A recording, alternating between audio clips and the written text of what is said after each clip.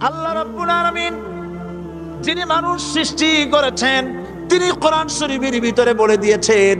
আমি প্রথমেই বলেছি, আপনারা লক্ষ্য করুন, এই কোরআন তাবিজের কিতাব নয়, এই কোরআন তদবিরের কিতাব নয়, ঝাড়ফুঁকের কিতাব নয়।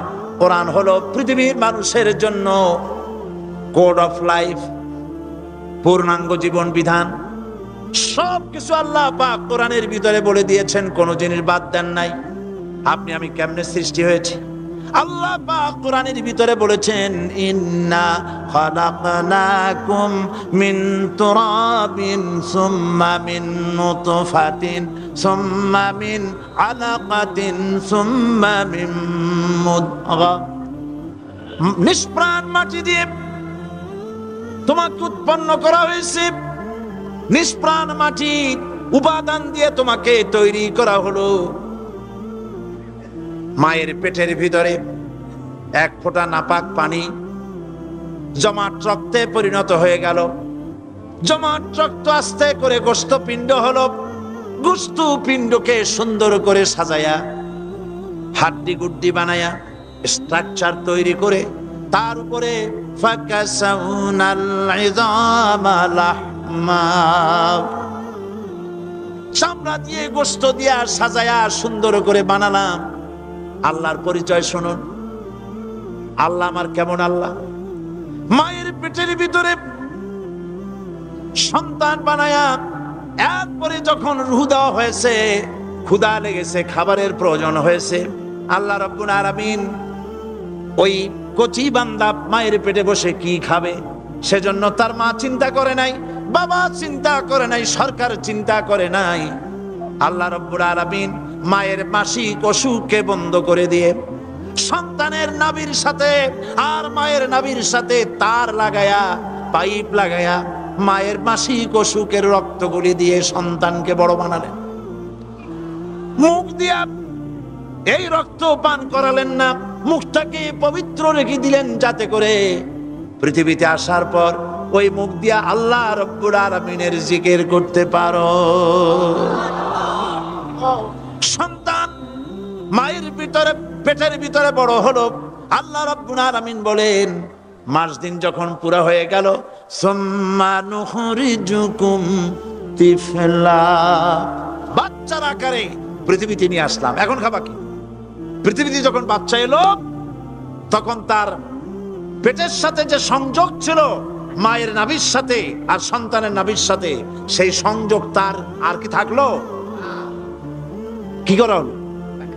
কেটে দেওয়া হলো। লক্ষ্য করুন, খাবারের জন্য একটি মাত্র পাইপ আল্লাহ লাগাইছিলেন, পৃথিবীতে সন্তান আসার সঙ্গে সঙ্গে পাইপটা কেটে দেওয়া হলো। এবার কি খাবে? আল্লাহ রাব্বুল আলামিন মায়ের বুক থেকে সন্তানের জন্য এবার সিঙ্গেল সিগন্যাল, তার জন্য সিঙ্গেল কোন লাইন যেটা ছিল কেটে দিয়া মায়ের বুক থেকে সন্তানের জন্য ডাবল লাইন আল্লাহ চালু করে দিলেন। এমন দুধ বানায় দিলেন যা শুধু খাবার নয়, শুধু ফুড ভ্যালু নয়। এই দুধের ভিতরে ক্যালসিয়াম, এর মধ্যে ভিটামিন, এর মধ্যে আয়রন, এর মধ্যে মেডিসিন। দুনিয়ার এই সন্তান ছিল ফি কারারিম মাকিন, সুরক্ষিত জায়গার ভিতরে ছিল। কোনো পলিউশন সেখানে যেতে পারতো না, রোগের জার্ম সেখানে যেতে পারতো না। দুনিয়ায় এলো দূষিত আবহাওয়ার ভিতরে। এই সন্তানকে এখনই অ্যান্টিবায়োটিক খাওয়ালে পরে অসুবিধা হবে। আল্লাহ রাব্বুল আলামিন মায়ের দুধের ভিতরে ঔষধ দিয়া রোগের প্রতিষেধক বানায়া দিলেন। এ হলো আমার আল্লাহ। এ আমার কে? আল্লাহ। জোরে বলেন আল্লাহ। আল্লাহ, আল্লাহ রাব্বুল আলামিন মায়ের দুধ দিয়ে সন্তানকে বড় করলেন আর শোনায় দিলেন, খবরদার এই মায়ের সাথে, এই বাপের সাথে নাফরমানি করবি না। মা বাপের জন্য আমার কাছে দোয়া করবে, রব্বির হামহুমা কামা রাব্বায়ানি সাগীরা। সবাই পড়েন আমার সাথে, রব্বির হামহুমা কামা রাব্বায়ানি সাগীরা। আল্লাহ পাক শিখাই দিলেন বান্দারে আমার কাছে দোয়া করায়, আল্লাহ আমার মা বাপ আমাকে ছোটবেলায় যেভাবে স্নেহের কোলে লালন পালন করেছে, এইভাবে আমার মা বাপদের তোমার রহমতের কোলে লালন পালন করো। মনে থাকবে ভাইরা? বলেন মনে থাকবে? প্রত্যেক নামাজের পরে মা বাবার জন্য দোয়া করবেন, বেঁচে থাকুক আর মরে যাক, দোয়া করবেনই। মনে থাকবে? রব্বির হামহুমা কামা রব্বায়ানি সগীরা। আবার পড়েন রব্বির হামহুমা কামা রব্বায়ানি সগীরা। আল্লাহ পাক মায়ের মর্যাদা এত বাড়াইছেন, সাহাবী প্রশ্ন করেছে, ইয়া রাসূলুল্লাহ খেদমত করব কার? হুজুর বলেন তোমার মায়ের, তারপরে কার? তোমার মায়ের, তারপরে কার? তোমার মায়ের, তারপরে কার? তোমার পিতার। বাপের চাইতে মায়ের মর্যাদা আল্লাহ 3 গুণ বাড়াইয়া দিলেন, 3 গুণ বৃদ্ধি করে দিলেন। হাদিস শরীফে এসেছে, হযরত আবী হুরায়রা রাদিয়াল্লাহু তাআলা আনহু রাসূলের কাছে এসে রাতের বেলায় কাঁদতেছিলেন। হুজুর প্রশ্ন করলেন, আবু হুরায়রা কাঁদো কেন? হযরত আবু হুরায়রা বলছেন, হুজুর মা আমাকে মেরেছে। তিনি প্রশ্ন করলেন, আচ্ছা মা তোমার মারলো কেন? তুমি কি কোনো বেয়াদবি করছো? তিনি বললেন না। তবে মারলো কেন? হযরত আবু হুরায়রা বলেন, ইয়া রাসূলুল্লাহ, আপনার খেদমত থেকে বাড়ি ফিরতে আমার দেরি হয়ে গিয়েছিল। গভীর রাত্রে যখন বাড়ি গেছি, মা আমাকে প্রশ্ন করলেন, বাবা দেরি হলো কেন, কোথায় ছিলি?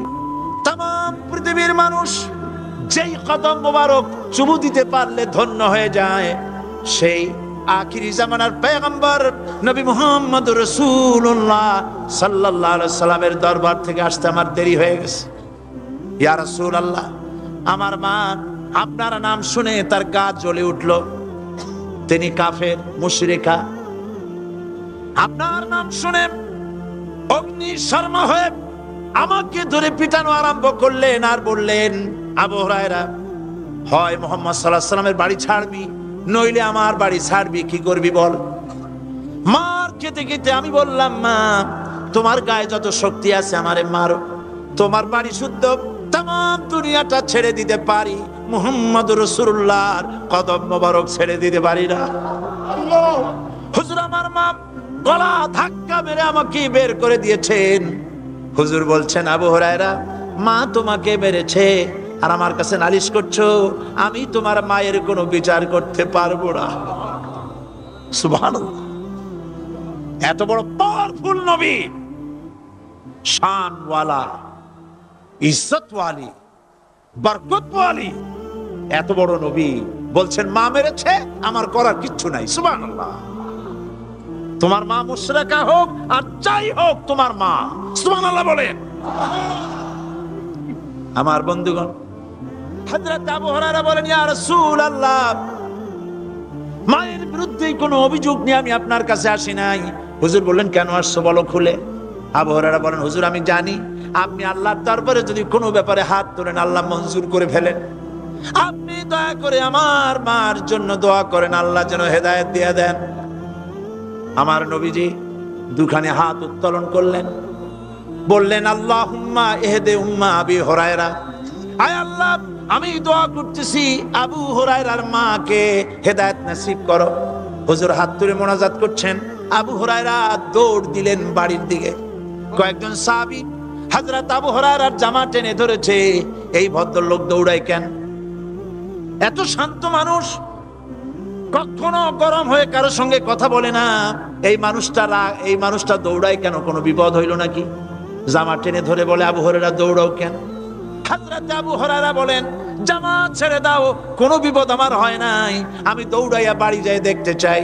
আমি দৌড়াইয়া আগে বাড়ি যেতে পারলাম না, আমার নবীর দোয়া আগে আমার বাড়ি চলে গেছে, আমি এটা দেখতে চাই। হযরত আবু হুরায়রা দৌড়াতে দৌড়াতে বাড়ি চলে গেছেন। দরজায় নক করলেন, ভেতর থেকে আওয়াজ এলো, কে? তিনি বললেন, আমি আবু হুরায়রা। মা দরজা খুলে দাও, আমি তোমার সন্তান। মা বললেন, বাবা অপেক্ষা করো, দরজা খুলতেছে। হযরত আবু হুরায়রা বলেন, মায়ের গলার আওয়াজের ভেতরে কুফরি কর্কশতা পেলাম না, মায়ের গলার আওয়াজের ভেতরে তাওহীদের নরমিয়াত পেলাম। আমার কাছে মনে হলো আমি আবু হুরায়রা বাড়ি আসার আগে নবীজির দোয়া আল্লাহর আরশে পৌঁছে গেছে। আবু হুরায়রা বলছেন, মা আমার কিছুক্ষণ পরে ঘরের থেকে বেরিয়ে এসেছেন, আমি দেখলাম মায়ের শরীর ভিজা, মাথার চুল দিয়া পানি টপকাচ্ছে। মা আমার বললেন, বাবারে তোমাকে মারার পর আমি নিদারুণ অনুশোচনায় পড়েছিলাম, মনে মনে ভাবলাম, আহারে আমার সন্তান আমি কেন মারলাম? সে তো কোনো খারাপ কাজ করে নাই, কোনো খারাপ জায়গায় যায় নাই, এত ভালো মানুষ যার সম্পর্কে লোকেরা খামোখাই মিথ্যা কথা বলে, এই ভালো মানুষটার কাছে গেছে, সেজন্য আমি মারলাম কেন? বাবা গো, আমি আমার ভুল বুঝতে পেরেছি, জীবনের ভুলও ধরা পড়েছে, আমাকে জলদি করে নিয়ে চলো বিশ্ব নবীর দরবারে। হযরত আবু হুরায়রার মা রাসূলুল্লাহর খেদমতে এসে ঘোষণা করলেন, আশহাদু আল্লা ইলাহা ইল্লাল্লাহু ওয়াহদাহু লা শারীকা লাহু ওয়া আশহাদু আন্না মুহাম্মাদান আবদুহু ওয়া রাসূলুহু। আমার ভাইয়েরা, আল্লাহ রাব্বুল আলামিন মানুষ সৃষ্টি করে পৃথিবীতে পাঠায় দিলেন, খাবারের ইন্তজাম করলেন, এগুলি সব আল্লাহর পরিচয়। আল্লাহরে চেনার জন্য বড় বড় কিতাব ঘাটা লাগে না, কিসমতে যদি থাকে দুই একটা দৃষ্টান্ত যথেষ্ট হয়ে যায়। সুবহানাল্লাহ, সুবহানাল্লাহ, দুই একটা দৃষ্টান্ত যথেষ্ট। আল্লাহ পাক সমস্ত সৃষ্টি জগৎকে তৈরি করলেন, সৃষ্টি করলেন, আর তাদের খাদ্যের ব্যবস্থা করলেন। কে করেছেন খাদ্যের ব্যবস্থা? খাদ্য দেন আল্লাহ। কিন্তু অহংকারী যারা, তারা বলে দেশের বাম্পার ফলনের জন্য সমস্ত কৃতিত্ব সরকারের। বলেন আস্তাগফিরুল্লাহ, বলেন নাউজুবিল্লাহ। এদের একজন বলছিল, 3 বছর কিছু দিবার পারুম না, লোকেরা কয় আমরা না খাইয়ে থাকুম, আল্লাহ কয় আমিও দেহুম, কদ্দুর পারো না খাইয়ে থাকতে। ফসল কে দেন? জোরে বলেন, কে দেন? বাম্পার ফসলের ফলনের দাবি সরকার করতে পারে না, এটা কুফরি, এটা শিরক। জমিনের ফসল কে দেন? আকাশের বৃষ্টি কার? পানি কার? সার কার? সব আল্লাহ পাক। আল্লাহ পাক কোরআন শরীফে বলেছেন, লা ইন শাকারতুম লা আযীদান্নাকুম ওয়া লা ইন কাফারতুম ইন্না আযাবি লাশাদীদ। আমার নিয়ামতের শুকর যদি আদায় করো বাড়ায় দেব, আর যদি কৃতজ্ঞ হও, শুকরিয়া আদায় না করো, মস্ত বড় শাস্তি দেব। ফসল দেই আমি, আর শুকরিয়া আদায় করো তোমার বাজানে। ঠিক কিনা? শুকরিয়া আদায় করে কার? বাজানে। একটা লোকের, একটি মানুষের যেই প্রশংসা এই সরকার করলো, বিগত 4.5 বছর ধরে একটা মানুষের যত জিকির করলো, প্রশংসা করলো, ছবি টানাইলো, যদি এতটা জিকির, এতটা স্মরণ আল্লাহ রাব্বুল আলামিনের করতো, ওদের জন্য আল্লাহর জান্নাতের দরজা খোলা হয়ে যেত। প্রশংসা করবে কার? চিল্লায় বলুন, আল্লাহ পাকের প্রশংসা করো। খেতে দেওয়ার মালিক তিনি। আল্লাহ পাক বলছেন, আল্লাহকে, তার পরিচয় আল্লাহ তুলে ধরেছেন, ওয়ামা মিন দাব্বাতিন ফিল আরদি ইল্লা আলাল্লাহি রিজকুহা। এই পৃথিবীর ভিতরে এমন কোন বিচরণশীল জীব নাই যার রিস্কের দায়িত্ব আমি আল্লাহ গ্রহণ করি নাই। সুবহানাল্লাহ বলবেন না? রিস্কের দায়িত্ব কার হাতে? আচ্ছা দেখুন তো, পৃথিবীর সমস্ত সরকারের কাছে বিভিন্ন মন্ত্রণালয় আছে না? খাদ্য মন্ত্রণালয় বলে কোনো মন্ত্রণালয় আছে কিনা? আছে। খালি কয় খামু আর খামু। খাদ্য মন্ত্রণালয় আছে, থাকার পরেও মানুষ না খাইয়া মরে, ঠিক কিনা? এবার একটু তাকান তো, জ্ঞানের চক্ষু দিয়া তাকান, ফরেস্ট এরিয়া, বাঘ আছে কিনা? নাই। সিংহ আছে কিনা, গন্ডার আছে কিনা, হাতি আছে কিনা, বিশাল বিশাল প্রাণী আছে কিনা। জঙ্গলে ছোট্ট প্রাণী থেকে, পোকা থেকে শুরু করে গন্ডার পর্যন্ত, টুনটুনি পাখি দিয়ে শুরু করে ঈগল পাখি পর্যন্ত, নদীর ভিতরে ছোট্ট চুনু পুঁটি থেকে শুরু করে তিমি মাছ পর্যন্ত।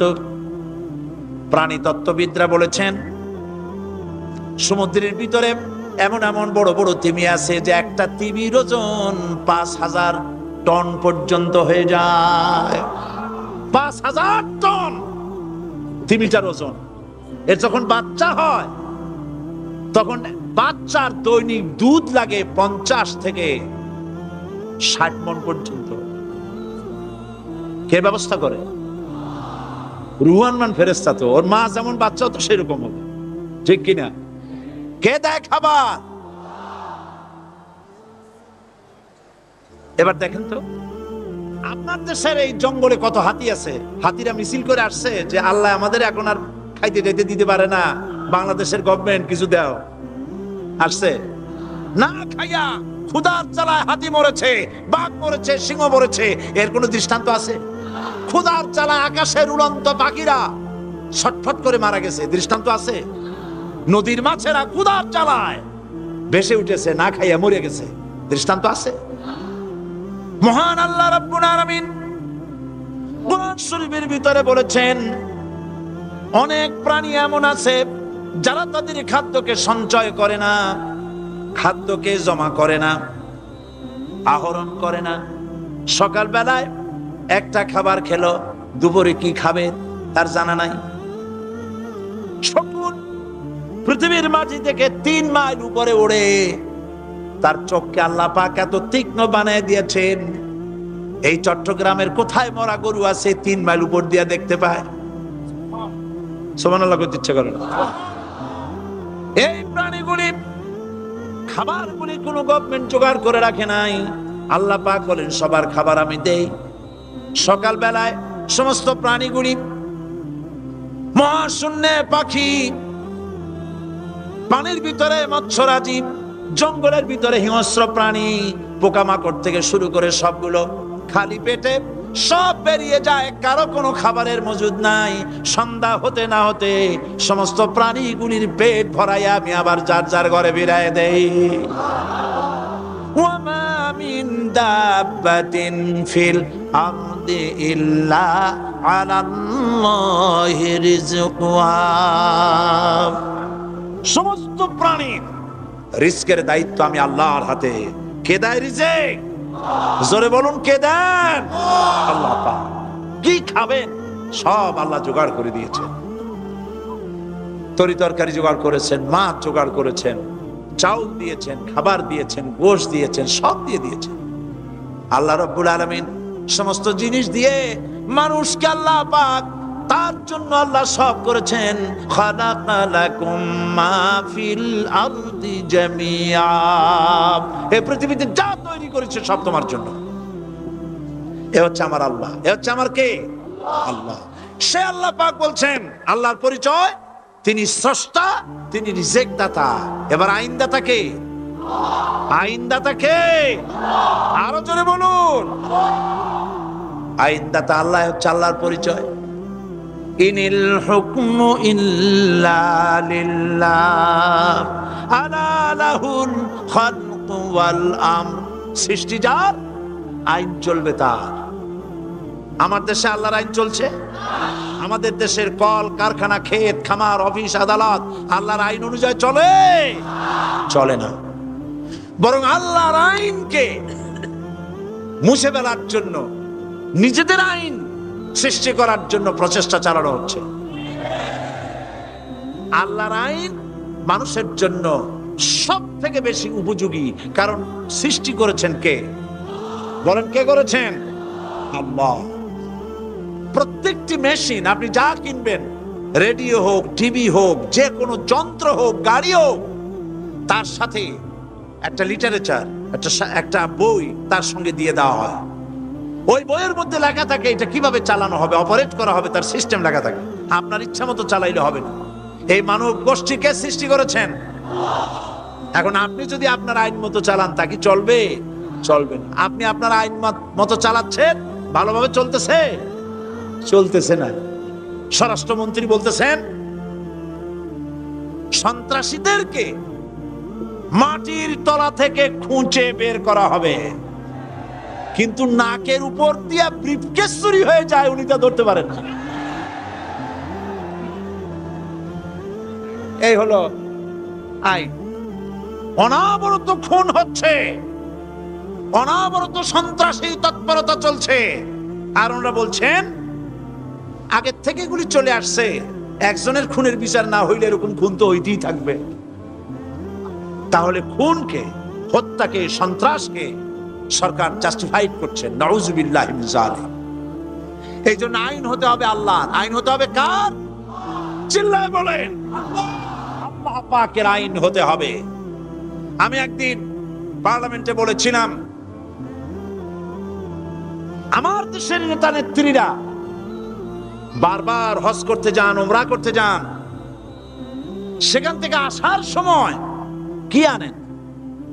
আতর, পাথর, সুরমা আর খুরমা,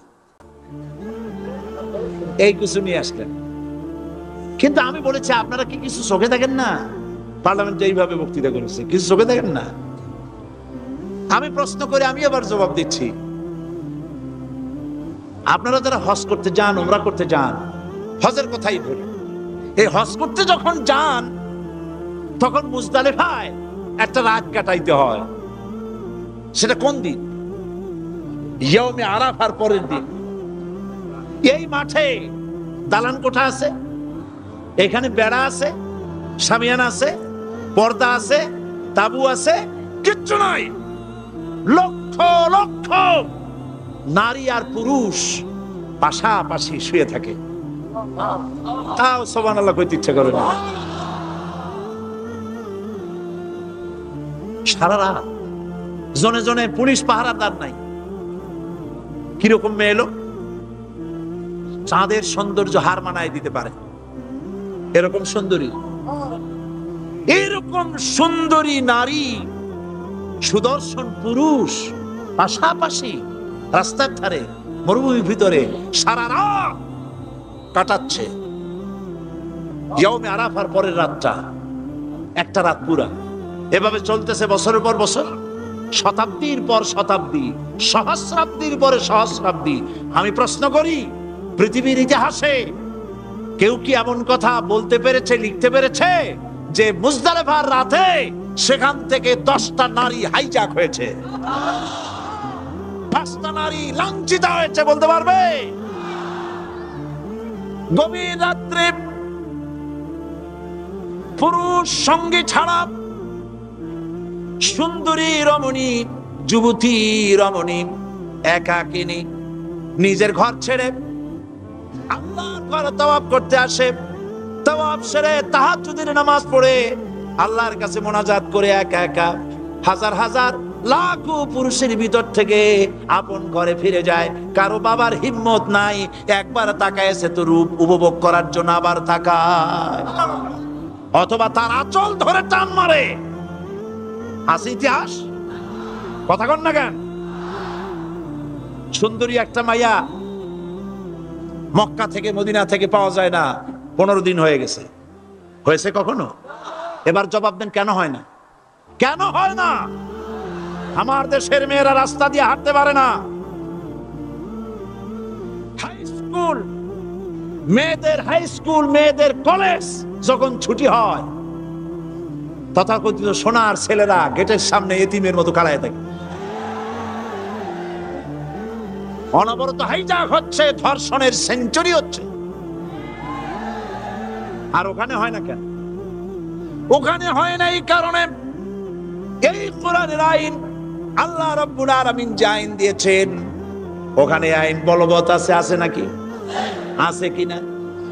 কোন পুরুষ কোন নারীকে ধর্ষণ করেছে যদি প্রমাণিত হয়, সে যদি ফাহাদের ছেলে হয় আর ফাহাদের মেয়ে হয়, কোরআনের শাস্তি হলো পাথর মেরে উড়াইয়া দাও। তাকে জানিয়ে দেওয়া হবে রেডিও টিভির মাধ্যমে জেনাকারের ব্যভিচারীর শাস্তি হবে। চতুর্দিকে হাজারো লোকেরা দাঁড়াবে, হাতে পাথর নিয়ে পাথর মেরে তাকে তার গোশত হাড্ডি বাতাসের সাথে উড়ায় দেবে।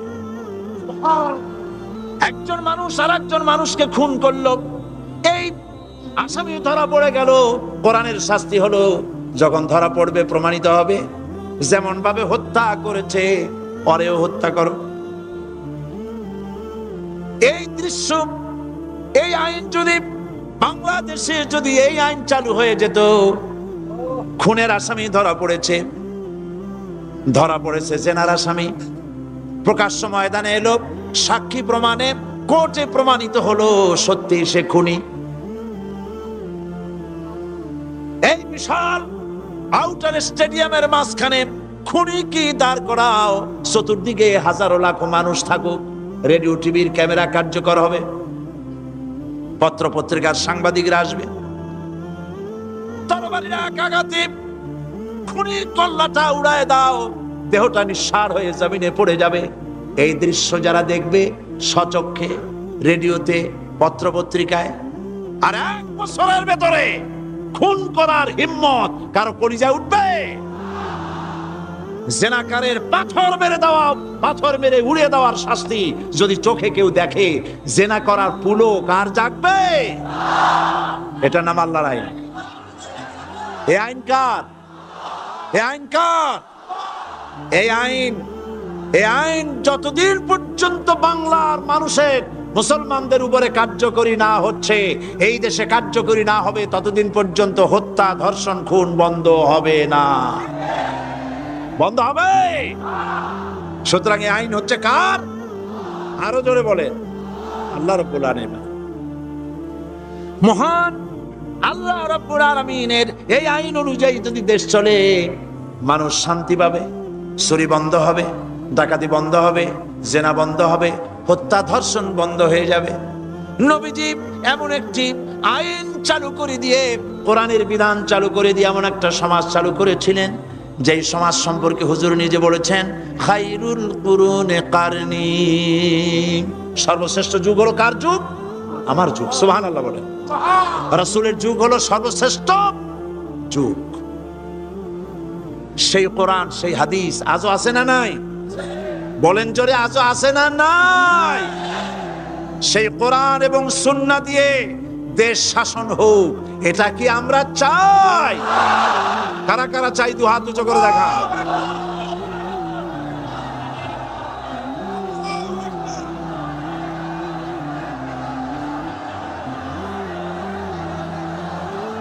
আরে ভাই, আপনারা দাঁড়ায় গেলেন কেন? বসেন বসেন। আমি তো একটা স্লোগান দিতে বললাম, হাত দেখতে চাইছি আমি, মাথা দেখতে চাই নাই। এই সুযোগে কোমরটা সোজা করে নিলেন। আচ্ছা বসেন, আর মহব্বতের সাথে জিকির করেন, লা ইলাহা